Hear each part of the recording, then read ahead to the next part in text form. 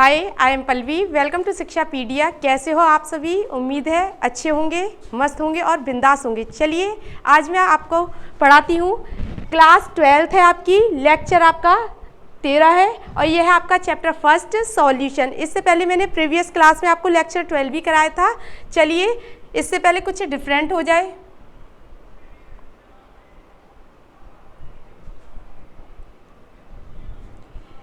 जिंदगी के नियम उल्टे हैं। यदि आप आसान चीज़ें करते हैं तो ज़िंदगी मुश्किल हो जाती है। यदि आप मुश्किल चीज़ें करते हैं तो ज़िंदगी आसान हो जाती है। ये देखिए, ये लेखक ने क्या लिखा है कि ज़िंदगी के नियम उल्टे हैं। अगर आप लाइफ के बारे में सोचते हैं तो ये कहा गया है कि जो ज़िंदगी है आपकी, उसके अगर नियमों को देखा जाए तो वो उल्टे हैं। यदि आप आसान चीज़ें करते हैं, आप सोचते हैं कि लाइफ में हमें आसान चीज़ें करने के लिए मिल जाए जिससे हमें कम समय लगे और हम आसान तरीके से अपने कार्य को कर सकें, तो ये क्या है कि यदि आप आसान चीज़ें करते हैं तो ज़िंदगी मुश्किल हो जाती है। अगर आप सोचते हैं कि आपको हमेशा आसान चीज़ें मिले तो आपकी लाइफ आगे मुश्किल हो जाएगी।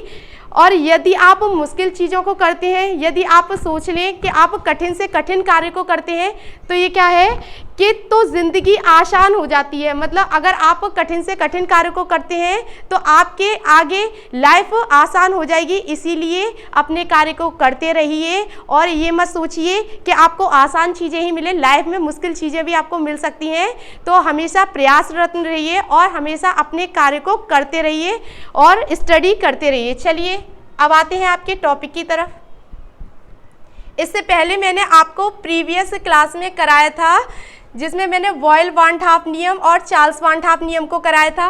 उसके बाद में मैंने आपको क्या कराया था, वांट हाफ समीकरण कराया था। कल इसका मैंने डेरिवेशन कराया था कि वांट हाफ समीकरण क्या होता है। आज मैं आपको कराने जा रही हूँ समपराश्रयी विलयन। इसको हम क्या बोलते हैं? समपराश्रयी विलयन। इसको हम बोलते हैं आइसोटोमिक सॉल्यूशन। ठीक है, समपराश्रयी विलयन। सम का मतलब क्या होता है? सम का मतलब होता है समान। पराश्रयी का मतलब होता है पराशर दाब। जिसका पराशर दाब समान हो उसको हम क्या बोलेंगे?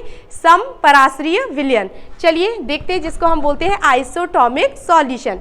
ये देखिए, समान ताप पर जिन विलयनों के पराशर दाब समान होते हैं। क्या है ये कि समान ताप पर जिन विलयनों के पराशर दाब समान होते हैं उन्हें हम क्या बोलते हैं? समपराश्रयी विलयन कहलाते हैं। मतलब इसमें जो टेम्परेचर होगा वो समान होगा, क्योंकि यहाँ बोला गया है कि समान ताप पर जिन विलयनों के पराशर दाब समान होते हैं। मतलब टेम्परेचर दोनों में समान हो और उनका जो पराशर दाब हो वो भी समान हो। पराशर दाब इसको हम P से प्रदर्शित करते हैं, तो इसे हम क्या बोलेंगे?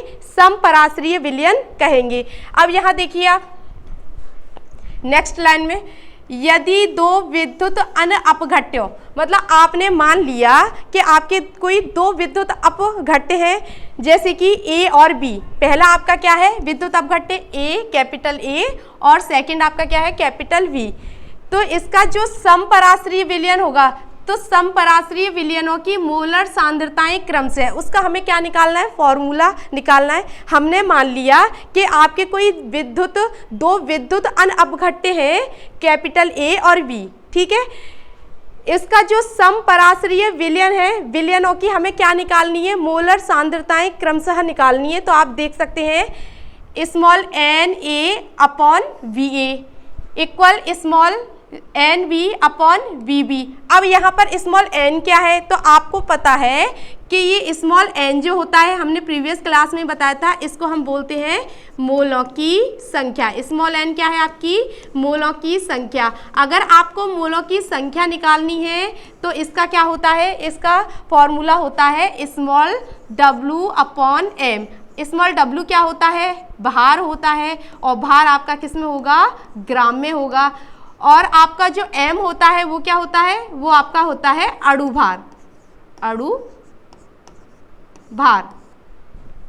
जैसे आप यहाँ देख सकते हैं आपका जो ये फॉर्मूला है, जैसे यदि दो विद्युत अपघट्य ए और बी के समपराश्रयी विलयनों की मोलर सांद्रताएं क्रमशः है Na/Va इक्वल Nb/Vb। अब यहाँ आप देख सकते हैं यहाँ जो n है, n की जगह हमने क्या लगा दिया है, अगले फॉर्मूले में आप देख सकते हैं जो n है, n की जगह हमने क्या लिख दिया है यहाँ स्मॉल w/a, और यहाँ पर क्या होगा स्मॉल m, ये m था इसका, ये गया वो m आपका यहाँ आ गया स्मॉल m a। आपका जो Va वो तो यहाँ पहले से था, तो ये आपका क्या हो गया Va। सेकंड आपका क्या है स्मॉल w, ये आपका क्या है स्मॉल w V/MB पॉइंट, और ये क्या है VB। इसका मतलब क्या है, इसका मतलब होता है जो पॉइंट है इसका मतलब होता है मल्टीप्लाई से। तो आपका दो फॉर्मूले बनकर आए, और जो आपके दो फॉर्मूले हैं वो किसके हैं, तो हम कह सकते हैं कि ये आपका जो फॉर्मूला है वो आइसोटॉमिक सॉल्यूशन का है।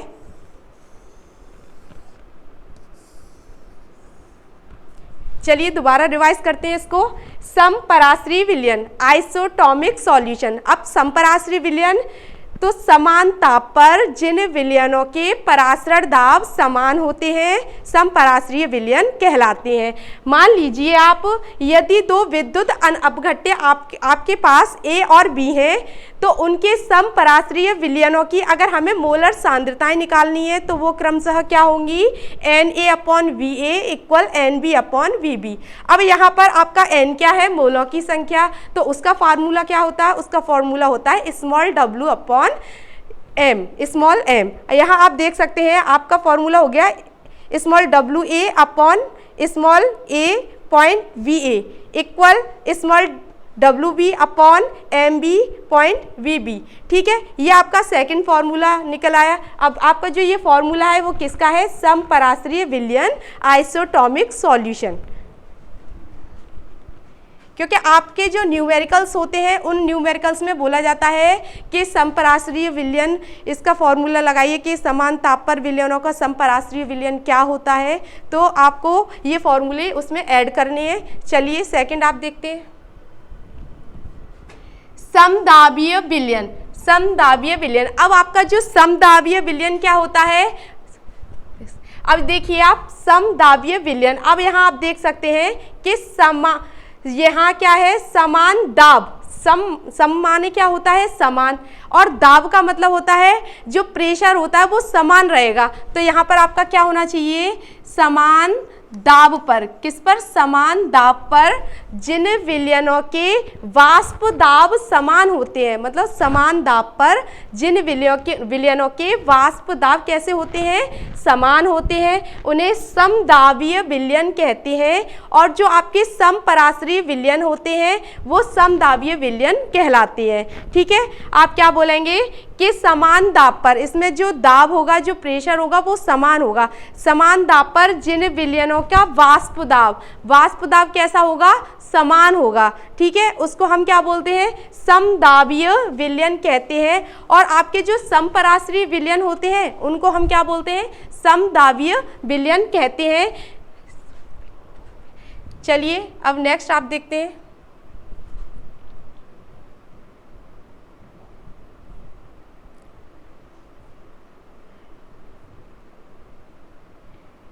ये है आपका अति पराश्रयी विलयन तथा अल्प पराश्रयी विलयन।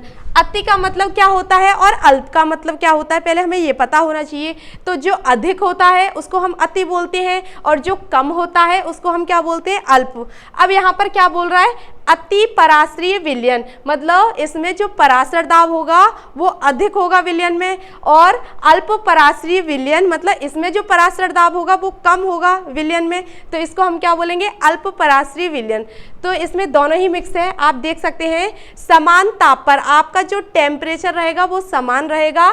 समान ताप पर जिन विलयनों में ये बोला है समान ताप पर विलयन में जिन विलयनों का पराशर दाब अधिक होता है। हम ये देखेंगे कि समान ताप है और विलयन में, और ताप जो किसका समान होगा, विलयन का। ठीक है, विलयन में समान ताप पर विलयन में जिन विलयनों का पराशर दाब अधिक होता है, क्या अधिक होता है, परासरण दाब। परासरण दाब अधिक होता है उसे हम क्या कहेंगे, उसे हम अति पराश्रयी विलयन कहते हैं। मतलब जिसमें जो परासरण दाब होता है वो ज़्यादा हो उसको हम क्या बोलेंगे, अति पराश्रयी विलयन।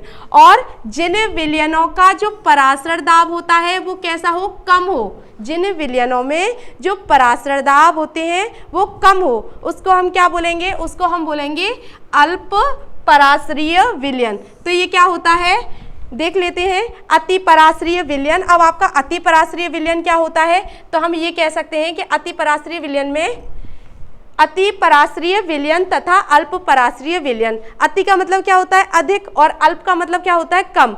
तो ये देखिए समान ताप पर जिन विलयनों का जो परासरण दाब होता है वो ज़्यादा हो तो उसको हम क्या बोलते हैं, अति पराश्रयी विलयन। और यहाँ कह सकते हैं जिन विलयनों का परासरण दाब कम हो उसको हम क्या बोलेंगे, अल्प पराश्रयी विलयन कहते हैं।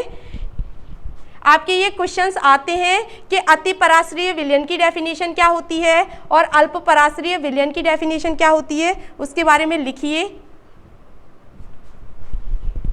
Thank you. मेरे चैनल को लाइक कीजिए, सब्सक्राइब कीजिए, शेयर कीजिए और बेल आइकन को दबाना ना भूलिए।